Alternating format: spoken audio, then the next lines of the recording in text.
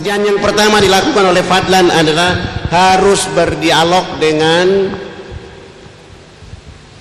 Pendeta Alfon. Pendeta Alfon ini selalu bertemu dengan saya. Dia bilang, jangan saya bicara Islam. Saya bilang, saya orang Irian, agama Islam. Abang orang Irian, pendeta agama Kristen. Kita boleh hidup. Saya berusaha untuk bertemu dengan beliau. Akhirnya suatu waktu saya mencoba, selesai sholat subuh, saya jalan kaki ke rumah beliau kurang lebih 200 meter. Perjalanan pagi menuju rumah beliau, jarak 1 meter saya mau sampai ke rumah beliau. Saya lihat beliau sedang lari pagi di depan halaman rumahnya. Ketika saya lihat beliau lari pagi, saya percepat langkah untuk bertemu beliau. Ketika saya tunduk, beliau lihat saya dan lari masuk. Pintu rumahnya dia tutup. Saya angkat wajah saya, di depan pintu rumah sudah tidak ada orangnya. Saya akhirnya masuk. Saya ketuk pintu rumahnya di pagi hari itu. Selamat pagi. Yang keluar dari dalam adalah istri beliau. Pagi, ada apa? Ibu, saya mau ketemu dengan abang pendeta Alfon. Istrinya langsung mengatakan, mohon maaf, Bapak tidak ada di rumah. Dalam hati saya baru yang tadi lari masuk itu siapa? Saya pulang. Hari kedua saya datang lagi. Selamat pagi. Anak beliau yang keluar. Mohon maaf, Bapak tidak ada di rumah. Saya pulang, hari ketiga saya datang lagi. Selamat pagi. Anak berikutnya keluar mengatakan tidak ada di rumah. Saya pulang, hari keempat saya datang lagi. Selamat pagi. Istrinya yang keluar masih saja mengatakan tidak ada di rumah. Saya pulang, hari kelima saya datang lagi. Selamat pagi. Istrinya lagi yang keluar tetap saja mengatakan tidak ada di rumah. Sampai 1 bulan penuh tiap pagi saya mengetuk pintu rumah itu, tidak ketemu dengan abang pendeta, kecuali mendapatkan jawaban dari istri dan anak silih berganti tidak ada di rumah.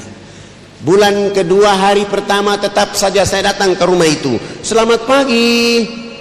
Istrinya keluar mengatakan tidak ada di rumah. Hari kedua bulan kedua saya datang lagi. Selamat pagi. Anaknya keluar mengatakan tidak ada di rumah. Hari ketiga bulan kedua saya datang lagi. Selamat pagi. Anaknya keluar mengatakan tidak ada di rumah. Hari keempat saya datang lagi. Selamat pagi. Istrinya masih saja mengatakan tidak ada di rumah. Saya pulang, hari kelima saya datang lagi. Selamat pagi. Istrinya masih saja mengatakan tidak ada di rumah. Sampai hari ke-15 saya belum tiba di rumah itu. Istri dan anaknya sudah menunggu saya di depan rumah. Begitu saya menyapa selamat pagi, mereka mengatakan, Anda ini tidak bosan tiap pagi datang ke rumah kami? Kami sudah bilang beliau tidak ada di rumah, masih saja mendatang ke sini. Saya pulang besok pagi, hari ke-16 bulan kedua, tetap saja saya datang ke rumah itu. Sampai 2 bulan penuh saya mengetuk pintu rumah itu, tidak ketemu dengan beliau, kecuali mendapatkan jawaban dari istri dan anaknya silih berganti bahwa tidak ada di rumah.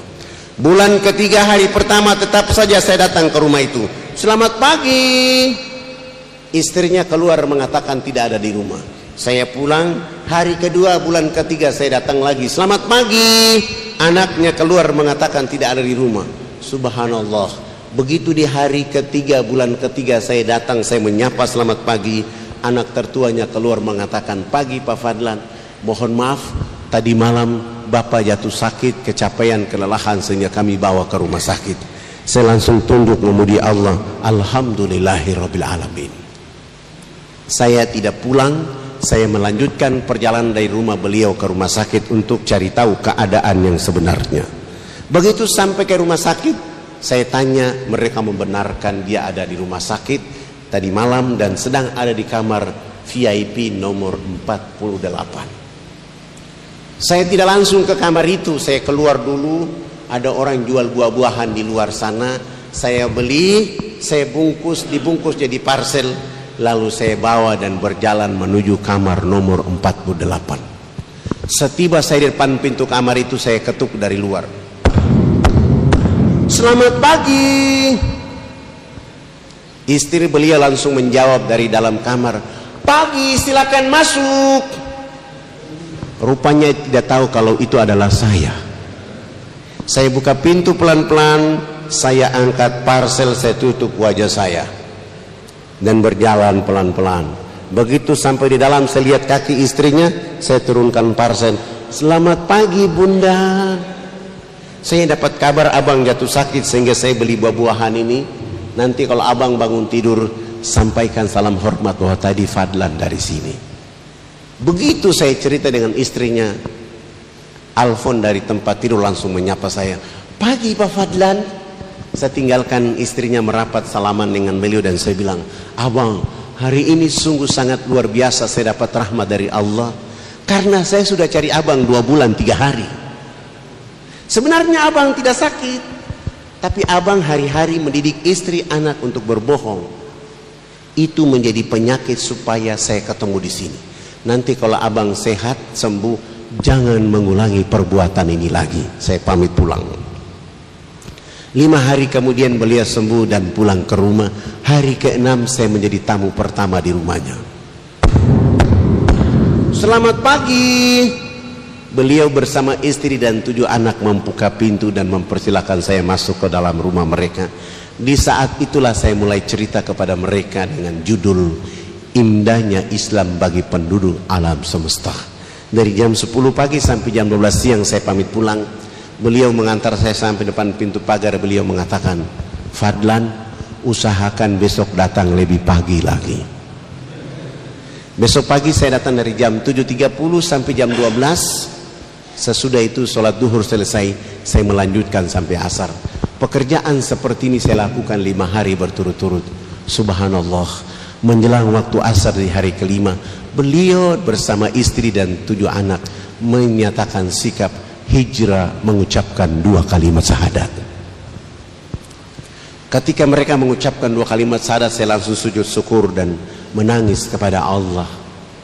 Dan saya mulai menanyakan kepada dirinya, saya, seandainya saya angku dengan agama yang saya miliki hari ini, begitu saya diusir, saya tidak akan datang lagi ke rumah itu.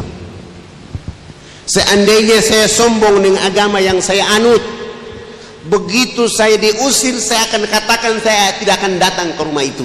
Terima kasih Allah ya Rabb, Engkau telah menanamkan kesabaran kepadaku tentang pekerjaan ini, dan hari ini Engkau telah menghadiahkan kepada saudaraku, mereka menyebut namamu dan menyebut nama Rasul Muhammad sallallahu alaihi wasallam. Keluarga ini hijrah, saya ada sedikit uang, sewa rumah yang sedikit besar, saya pindahkan mereka dan menuntun mereka untuk sholat 5 waktu dan menuntun mereka untuk bisa baca Quran. Nama Alfon saya ganti dengan nama Abu Sofyan. Begitu hari Jumat sudah mulai masuk ke masjid, sholat Jumat, sholat asar, sholat maghrib, sholat isya, sholat subuh. Tapi begitu hari Minggu pagi, orang masih menunggu dia di tempat lamanya dari jam 6 pagi sampai jam 11 siang. Tidak mungkinlah Abu Sofyan ke sana karena sudah takbir. Akhirnya Fadlan dicari, ditahan tanpa proses apa-apa, langsung suruh nginap selama 3 bulan di penjara. Alhamdulillah.